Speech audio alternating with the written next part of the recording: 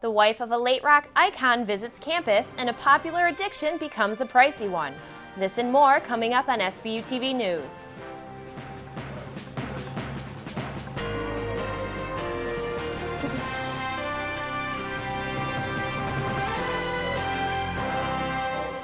Welcome to Sbu TV News. I'm Meghan Backus. And I'm Natalia Pinto. Students filled Murphy Auditorium Thursday night to hear former Bonaventure student and wife of a famous rock legend. Patricia Morrison married the late Jim Morrison in 1970 and spoke about her memorable experiences at the university. A role model and a teacher in the truest sense of the word. He taught me how to think the story like a reporter, to feel the story like a reader, to write the story like a witness on oath, and to edit the story like a hanging judge. Although she transferred from the school after 2 years, the lessons she learned here will be part of her life forever. At 22, I was the editor of a national magazine and one of the founding mothers of rock criticism. And I gave thanks in my heart to my Jedi Master Jandoli and to the people I had worked with here who had helped me get there. In a sense, Bonaventure was even responsible for my meeting my husband. You know, what are first causes anyway? She ended her speech with her favorite advice, which she and Morrison called the parable of the elephant. Each of us has got a hand on the elephant. Some of us have grabbed the trunk, and some the ears, and some the tail, or the feet, or the great gray flanks. But we all have a piece, and no one's piece is any more or any less valid than anybody else's. And all the pieces of difference together make up the one big truth. Most of the latest buzz has been about high gas prices, but the cost of cigarettes is also on the rise, not only in local convenience stores, but on Indian reservations as well. Sbu TV's Kathleen Donnelly has more. Do you ever buy cigarettes at the Salamanca Indian Reservation? If so, you've probably noticed that the prices have risen over the past few months. Assistant to the owner of Ron's Smoke Shop, Marilyn Anderson, said that the reason for this increase is due to New York State forcing wholesalers to charge a tax up front before deliveries are even made to the reservation. What can we expect in the future? It all depends on what the state does. If the state continues to put pressure on the wholesalers and diminish their supplies, the price is going to go up again. So far, the price of a pack of cigarettes has increased on average 70 cents, and the price of a carton has gone up $5. With these increases, Anderson said she still does not expect to lose customers. To be honest, I don't think that it's stopped people from making purchases. They may have switched to brands that are less expensive. With cigarette prices constantly on the rise, will Bonaventure students continue to make trips to the reservation as frequently? Absolutely not. I'm done with the place. They're not getting any more money from me. It's a waste of gas money, so we'll go all the way over there. Yeah, totally. Until it is more expensive than what I can pay at a gas station, then I will continue to buy cigarettes there. Plus, the gas is cheaper. For Sbu TV, I'm Kathleen Donnelly. Anderson also told us that the price of cigarettes could continue to increase in weeks to come. Thinking about shedding those extra pounds for the summer? If you want to try a diet that promises dramatic weight loss in a short amount of time, you may want to think again. I tried 3 fad diets in 3 days. Here's a look into my diet diary. You've probably heard about the Atkins and South Beach diets, but there's many more quick fixes to rid yourself of that extra pudge. I tried the pasta, popcorn, and chocolate diet. It focuses on pastas, salads, and vegetables, but avoids red meats. The best part? It includes some snacking of popcorn and chocolate in small portions. But I didn't get to eat any chocolate on day 2. High-fiber vegetables, whole grains, and lean meats are the basis of this diet. The Sonoma diet, a diet for the mathematical mind. The main idea? Control the proportions of whole grains, fish, and veggies on 7- and 9-inch plates. At St. Bonaventure, it may be hard to maintain a fad diet lifestyle. If you eat here in the RC Cafe, you're surrounded by fried food and unhealthy snacks. So is the fad worth the hassle?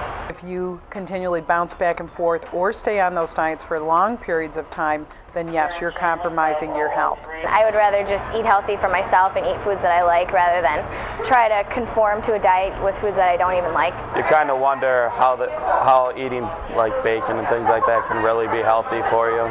But there must must be a reason for the fad. The one advantage, I think, to a fad diet is it sometimes will kickstart someone into a diet instead of just that 1.5 to 2 pounds of weight. If you can drop 5 or 10 pounds pretty quickly initially, it kind of gets you motivated to stay on a diet.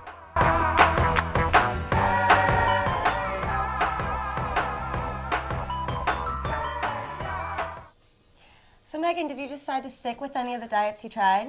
I don't think so, Natalia. The food I bought was a little expensive and it took up much more of my time. But I do feel a lot healthier. Good. Students in Free Enterprise, or SIFE, brought the Bahamian tradition Junkanoo to upstate New York this week. It was originated back from Africa when the Africans came to the Bahamas. And they only had 2 days off, which was the 26th of December and January 1st. So during those 2 days, what they would actually do is dress up, put masks on their face, and just parade and enjoy themselves in the streets. Lewis, the 6th grade teacher from Grand Bahama Island, taught the celebration to a local 5th grade class. We just spent the past 2 days in Smethport, Pennsylvania, doing a small version of Junkanoo, and the kids made they made hats and they also made pants to go along, and also learned some different dance moves. We'll have a video put together where we can send off to other schools around, like the Olean area, and then get more schools involved next year. SIFE hopes to one day hold the Junkanoo Parade in Olean. A Bonaventure favorite will step up the competition next week. The St. Bonaventure Step team will be performing in the first intercollegiate step show on Friday, April 28th in the Quick Arts Center. Canisius, Alfred, and Damon colleges will also be performing, and a fashion show will be held at intermission. The show will start at 7:30. Admission is $5 for the public and $4 for students with their student ID.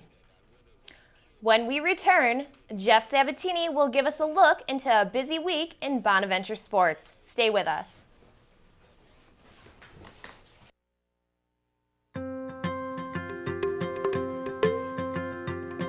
There is really only one boy.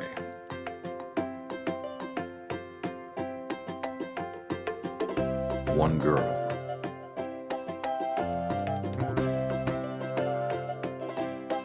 One trade. One forest. One deep, dancing ocean.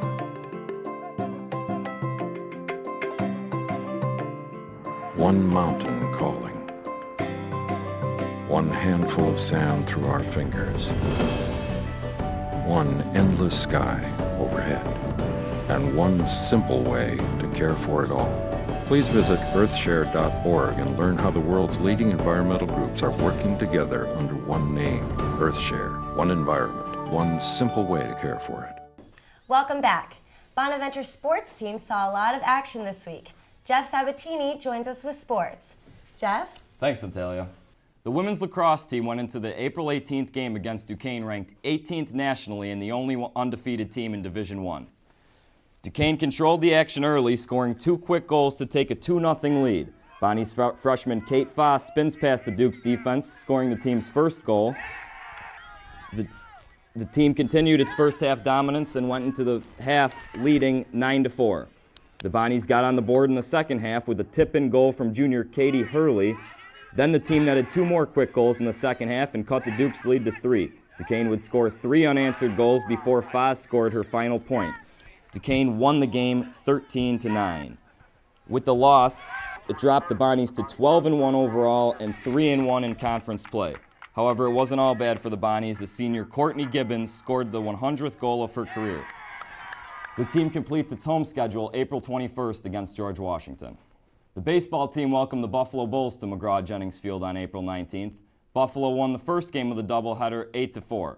The Bonnies looked to the second half of the doubleheader to earn a split in the series, and they got off to a hot start as Brian Pellegrini drove in the first run of the game with an RBI single. Then Matt Marduz knocked home the second run to put the Bonnies up by 2 after 1 inning. Buffalo came back in the second as Eric Flynn singled home a run in the top of the third. UB's David Amaro drove home a run to tie the game at 2. However, Amaro gets greedy and is thrown out at second trying for a double. Marduz added 2 more RBIs in the bottom of the 5th, which put the Bonnies ahead 5-3.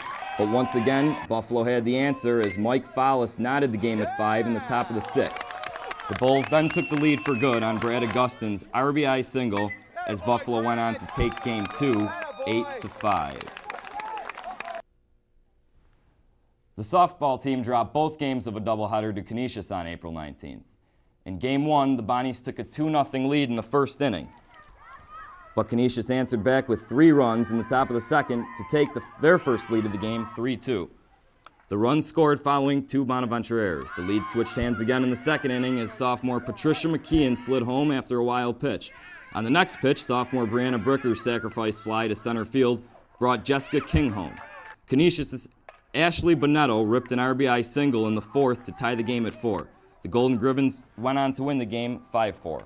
In Game 2, sophomore Kirsten Strong scored the lone Bonaventure run as she blasted her first career home run. The Bonnies lost the game 4-1. St. Bonaventure returns to the Diamond in Dayton on April 22nd. The men's basketball associate head coach Jason G is leaving the program to take a similar position at Cleveland State University next season. G has been with the Bonnies since head coach Anthony Solomon took the reins in the spring of 2003. Since the Bonnies have gone 17-66, but improved from last season to 8 wins. The men's tennis team ended the 2006 season on April 9th, finishing 6th at the Atlantic 10 Conference Championships in Monroeville, Pennsylvania. The team won doubles points in 2 of 3 matches, but were only able to clinch 1 victory in singles play. Junior Alejandro Neri and his partner, freshman Jonathan Luce, were 8-5 winners in number 2 doubles. The men will return all 6 starters next season. The Women's Atlantic 10 Tennis Championships begin on April 20th in Monroeville. On April 29th and 30th, ESPN will broadcast the 71st Annual NFL Draft. SBU TV's Mike Hayes takes a look at the popular off-season event.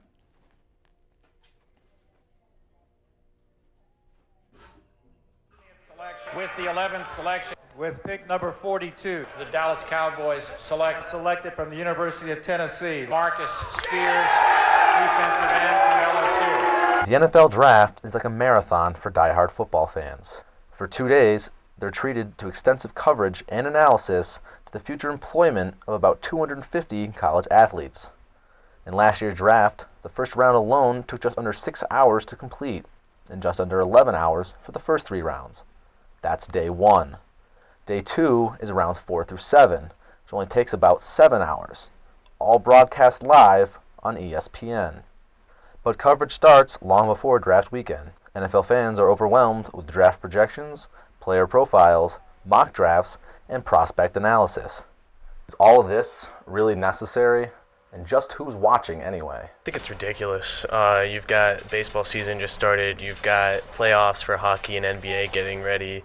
No other draft gets this much coverage. You know, like, it does get excessive at times, but it's kind of interesting because, like, you know, to see like who's gonna get picked and all the different situations. Do you pay attention to all the stuff like going on? Mel Kiper's like in my nightmares, man. Just watch him every day. He could have the strongest arm of any quarterback in this draft. He is being discussed now as maybe a 3rd-round draft choice. Watched a little bit about the NFL draft, like what Mel Kiper has to say. Getting a lot more coverage than it should be. A lot more coverage than it should be. Why do you watch it? Because I want to see which team gets Reggie Bush. For SBU TV, I'm Mike Hayes. Like Willie McGinnis was coming out of USC for Parcells. The Houston Texans own the number 1 overall pick, followed by the New Orleans Saints and the Tennessee Titans. The Bills have the 8th overall selection. The draft begins Saturday at noon. And that's all for sports. Thanks, Jeff. When we return, College Cooking 101 moves to the great outdoors. Stay with us. One of the best things you can give your child or grandchild doesn't come from a store. It's time spent with you exploring the gifts of nature, discovering that what's really important in life is life itself. Go to ArborDay.org and check out the National Arbor Day Foundation's Kids Explore Club.